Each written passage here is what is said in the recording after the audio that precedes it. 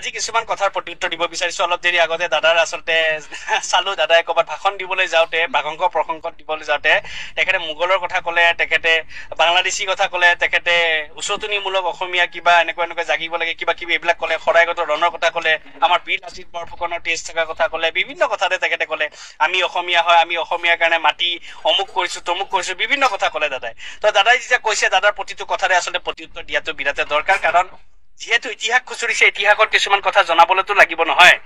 যিহেতু মোগলৰ কথা কৈছে, শৰাইঘাটৰ ৰণৰ কথা কৈছে, বাঘ হাজৰিকা কি কয় আমাৰ লাচিত বৰফুকনৰ কথা কৈছে, তাৰপিছত উচ্ছেদৰ কথা কৈছে, অসমীয়া জাগিব লাগিব, এনেকে বিভিন্ন কথাৰে যিখিনি কথা কৈছে, তো আৰম্ভণিটো কৰিবলৈ আগতে হাঁহি উঠি যায়। কাৰণ এতিয়া ৰাজনীতি হৈছে অকল আমাৰ মুছলমানক লৈ কিনে, অকল মুছলমান লৈ কিনে আৰু মুছলমান লৈ কিনে, মানে ৰাজনীতি হৈছে অকল সেইটোৱে, বুজি পাই গলো।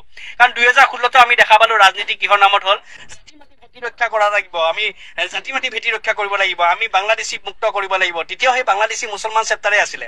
2021 আমি দেখা পালো তেতিয়াও ৰাজনীতি বেলেগ ক্ষেত্ৰত হোৱা নাই, কামৰ ক্ষেত্ৰত ৰাজনীতি কৰিব পৰা নাই, একো ক্ষেত্ৰত ৰাজনীতি কৰিব পৰা নাই। তেতিয়া কি হ'ল, আজমল চিফ মিনিষ্টাৰ হৈ যাব, আমি যদি শাসনত নাহো, আমি যদি অমুকত নাহো, ইয়াতে আজমল চিফ মিনিষ্টাৰ হৈ যাব।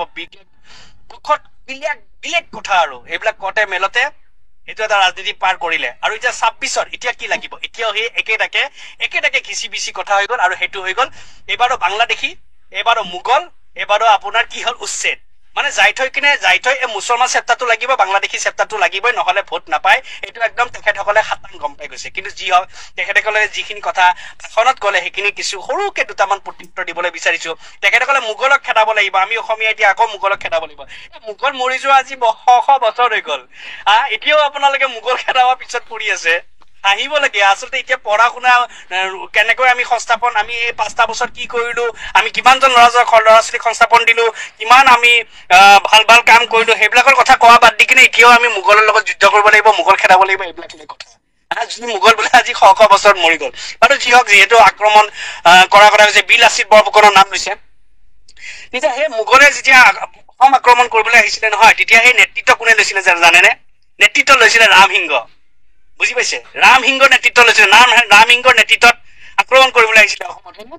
আৰু এইপিনে আমাৰ বীৰ লাচিত বৰফুকনে প্ৰত্যুত্তৰ দিছিলে মোগলক, আৰু বীৰ লাচিত বৰফুকনৰ লগত যুঁজ কৰিছিলে, লগ দিছিলে কোনে জানেনে? বাঘ হাজৰিকা ওৰফে ইছমাইল ছিদ্দিকী। মানে ইয়াৰ পৰা প্ৰমাণ হোৱা যায় যে এইখন ধৰ্মযুদ্ধ নাছিলে। ধৰ্মযুদ্ধ হলে মোগলৰ হৈ কিনে ৰামসিংহ নাহিলে হয়, আৰু এইপিনে লাচিত বৰফুকনৰ লগত বাঘ হাজৰিকা ওৰফে ইছমাইল ছিদ্দিকী কেতিয়াও লগ নিদিলেহেঁতেন।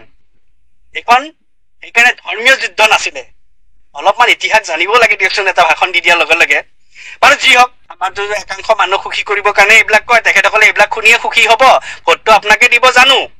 কিন্তু যিহেতু ইতিহাস খুচৰিছে, এইবিলাক কথা আমি অলপ ক'ব লগা হয়। তাৰপিছত আপুনি আহিলে অসমীয়াৰ কাৰণে উচ্ছেদ হৈছে, বা বিভিন্ন ক্ষেত্ৰত উচ্ছেদ হৈছে, বা অসমীয়া জাতিক আমি সুৰক্ষা কৰি ৰাখিব লাগিব বিভিন্ন ক্ষেত্ৰত। ঠিক আছে, আপুনি যেতিয়া দাদা কংগ্ৰেছত আছিলে, তেতিয়া আপুনি অসমীয়া জাতিৰ প্ৰতি চিন্তা নাছিল নেকি? তেতিয়া আপুনি এইখিনি কথা ক'ব পৰা নাছিল নেকি যে এনেকে বেদখলকাৰী কোনোবাই দখল কৰি কিনে চৰকাৰী মাটিত বহি আছে? কাৰণ তেতিয়া আপুনি ভোট পাই আছিলে দাদা, ভোট পাই আছিল কাৰণে আপোনাৰ তেতিয়া এইবিলাক কথা, জাতিৰ কথা, মাটিৰ কথা আপোনাৰ কোনো চিন্তা নাছিলে। বাৰু ঠিক আছে, তেতিয়া আপুনি বাৰু পুৰা অসমীয়া হয়তো নাছিলে। তাৰপিছত আপুনি বিজেপিত আহিলে, বিজেপিত অহাৰ পিছত আপুনি ঠিকে ভাল কথাকে আপুনি বিজেপিত অহাৰ পিছত আপুনি কি হ'ল, পুৰা অসমীয়া আপোনাৰ আহিলে, অসমীয়া মানুহৰ প্ৰতি চিন্তা আহিলে, হিন্দু ধৰ্মৰ প্ৰতি চিন্তা আহিলে, বহুত ভাল লাগিলে। কিন্তু দুৰ্ভাগ্যকে এটা বস্তু দেখা পালো যে আপুনি সমৰ্থন কৰি দিলে।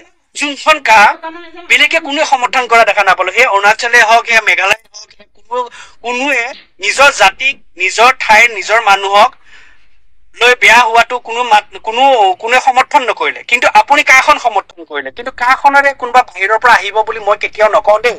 আৰু কাখনেৰে কোনে ইয়াতে সুৰক্ষা পাইছে সেয়া আমিও নাজানো। কিন্তু অভিজিত শৰ্মা ডাঙৰীয়া, তেখেতকতো আমি সকলোৱে জানো। তেখেতে কি কয়, মোৰ নিজৰ কথা নহয়, তেখেতে কোৱা কথাটো মুখ্যমন্ত্ৰী ডাঙৰীয়াই কি কব শুনি লওক।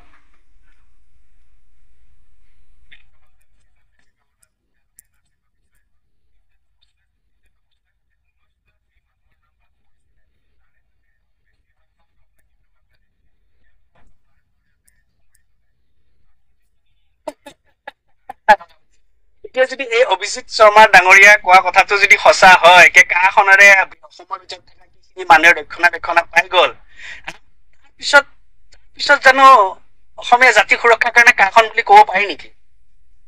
তাৰপিছতো আপুনি অসমীয়া জাতিৰ কাৰণে চিন্তা কৰিছে বুলি আচলতে চিন্তা হয় বাৰু, তথাপিতো আপোনাকতো আৰু কি ক'ম, কিন্তু ইতিহাস যিহেতু খুচৰিছে বা জাতিৰ কথা আহিছে তেতিয়াতো এইখিনি কথা আচলতে ক'বলৈ লাগে। তাৰপিছত আহি গ'ল উচ্ছেদৰ কথা। উচ্ছেদ অকল সংখ্যালঘুক উচ্ছেদ কৰিলে নহ'ব, আমি উচ্ছেদৰ বিৰোধিতা কৰিছো চৰকাৰী মাটিত বহি থকাৰ কাৰণে নহয়, আমি উচ্ছেদৰ বিৰোধিতা কৰিছো এইটো কাৰণে যে যিখিনি মানুহক উচ্ছেদ কৰিছে সেইখিনি মানুহ পুনৰ সংস্থাপন দিব লাগিব, কাৰণ সেইখিনি মানুহ ভাৰতীয় মানুহ, সেইখিনি মানুহ অসমৰ মানুহ। আপুনি কৈছে বাংলাদেশীক উচ্ছেদ কৰিছো, বাংলাদেশীক উচ্ছেদ কিয়? যদি সঁচা অৰ্থতে দাদা যদি বাংলাদেশী হয় তেখেতসকল, তেতিয়াহ'লে বাংলাদেশীক উচ্ছেদ নহয়, বাংলাদেশীক তালি টোপালি বান্ধি কিনে আপুনি বাংলাদেশলৈ পঠাই দিয়ক, তেতিয়া আপোনাক মানি যাম নহয়। কিন্তু যদি আপুনি বাংলাদেশী নামত যদি অকল ৰাজনীতি কৰিছে, ৰাজনীতি অকল বাংলাদেশী নামত কৰিছে, তেতিয়া আচলতে চিন্তানীয় হয় কি আচলতে কি কৰিছে আপুনি, কাৰণ সেইখিনি মানুহতো বাংলাদেশী নহয়, সেইখিনি মানুহ ইয়াৰে ভাৰতীয় মানুহ, অসমৰে মানুহ, হয়নে? যাক আপুনি বাংলাদেশী বুলি প্ৰমাণ কৰিবলৈ পৰা নাই, অকল আপুনি 4টা মানুহৰ ভোট পাবলৈ কাৰণে, একাংশ মানুহক সুখী কৰিবৰ কাৰণে বাংলাদেশীক উচ্ছেদ কৰিছো, বাংলাদেশীক উচ্ছেদ কৰিছো, অসমীয়া মানুহৰ স্বাৰ্থত উচ্ছেদ কৰিছো। ঠিকে আছে বাৰু, অসমীয়া মানুহৰ স্বাৰ্থত উচ্ছেদ কৰিছে, ভালে লাগিলে। অসমীয়া মানুহ যেতিয়া স্বাৰ্থত উচ্ছেদ কৰিছে, তেতিয়াহ'লে উচ্ছেদ হোৱা চৰকাৰী মাটিখিনি তেতিয়াহ'লে অসমীয়া মানুহৰ তাতে ইয়াত তেখেতসকলে কাম পাব লাগিব, উঠি অহা নৱপ্ৰজন্মই তাতে কিবা কৰিব। কিন্তু যদি আমি ভৱিষ্যতৰ কালতো যদি দেখা পাওঁ সেইখিনি মাটি বোলে যদি আপুনি বহিৰাগতক কোনোবা বাহিৰৰ কোনোবা বিহাৰী কোনোবা মাৰৱাৰীক যদি গতাই দিছে, তেতিয়া প্ৰশ্ন আহিব যে অসমীয়া স্বাৰ্থত উচ্ছেদ কৰিছিল নে কিহৰ স্বাৰ্থত উচ্ছেদ কৰিছিলে। সেইকাৰণে নজৰ আমাৰো থাকিব যে আপুনি উচ্ছেদ ঢুকুৱা ঠাইখিনি কোনোবা বহিৰাগতক দিয়ে নে অসমীয়াক দিয়ে। অসমীয়াই তাতে খেতি কৰি কিনে বা অসমীয়াই তাতে কিবা কাম কাজ কৰি কিনে সংস্থাপন কৰি কিনে আগবাঢ়িব পাৰিব, নে বহিৰাগতৰ কোনোবা কোম্পানীক গতাই কিনে তাতেহে আমাৰ অসমীয়া মানুহে কি কৰিব, কাম কৰাকে থাকিব। অসমৰ মাটি অসমীয়াৰ লগত যদি থাকিব লাগে, এতিয়া অসমীয়া সেইখিনিত কাম কৰিব পাৰিব লাগিব, বহিৰাগতে কিয় পাব লাগিব? বহিৰাগতৰ পৰা আহি তাতে কাম কৰক, অসমীয়া উদ্যোগ তাতে বিজনেছ কৰক। এতিয়া আপোনাৰ গোটেই প্ৰশ্নবিলাকৰ উত্তৰ দিবলৈ গ'লে বহুতেই উত্তৰ দি দিব পাৰিম, কাৰণ আপুনি মাজত ক'লে বন্দুকৰ লাইচেঞ্চ দিম, কিবা দিম, দিয়ক আপুনি বন্দুকৰ লাইচেঞ্চ দিয়ে, কাক কি দিয়ে দিয়ক, এইবিলাক আমাক ক'বলগীয়া একো নাই। কাৰণ আমি এটা কথা জানো যে বন্দুকৰ লাইচেঞ্চ দি দিলেনো কিডাল হ'ব, যেতিয়া ল'ৰা ছোৱালী শিক্ষিত হ'ব, শিক্ষিত হৈ কিনে আগবাঢ়িব, সেই ল'ৰা ছোৱালী পঢ়া শুনাৰে মাজেৰে আগবাঢ়ি যাব পাৰিব, বন্দুকৰ লাইচেঞ্চ যদি কি হ'ব, একোতো নহয়। সেইকাৰণে সেইবিলাক আপুনি ৰাজনীতি কৰক, কিন্তু এটা কথা আছে যে কিমান দিন আৰু মুছলমানক লৈ কিনে ৰাজনীতি কৰিব, বেলেগ একো নাই। 2026 এইবিলাক কৰি কিনে নিৰ্বাচন পাৰ কৰিব, আকৌ 2031 কাৰণে নতুন এটা কিবা ভাবিব, তেতিয়াও সেই বাংলাদেশীয়ে ভাবিব, তেতিয়াও সেই মুছলমানে ভাবিব, তেতিয়াতো কৈ দিব চাগে অসমখনত আমি সংখ্যালঘু হৈ গলো, আমি অমুক হৈ গলো, মুছলমানে কি কয় বাংলাদেশীয়ে ৰাজত্ব কৰিব, বিভিন্ন ৰাজত্ব কৰিব। সেয়াই মানে এটা কথাই কি, ৰাজনীতিখন চলি আছে বাংলাদেশীৰ ওপৰত, মুছলমানৰ ওপৰত। ব্ৰেন ক'ব লাগিব তেতিয়াহ'লে মুছলমান বাংলাদেশী মানে ব্ৰেন অসমত, যে সিহঁতৰ নাম ললেহে ৰাজনীতি হয়, ভোট পায়। কামৰ ক্ষেত্ৰত ৰাজনীতি বিচাৰিব নোৱাৰে, কামৰ ক্ষেত্ৰত ভোট বিচাৰিব নোৱাৰে, কাৰণ কাম কৰিলে না ভোট বিচাৰি যাব পাৰিব। চাকৰি প্ৰদান যদি ভালকে সঁচা অৰ্থত কৰিলেহেঁতেন তেতিয়াহেনো বিচাৰি যাব পাৰিব।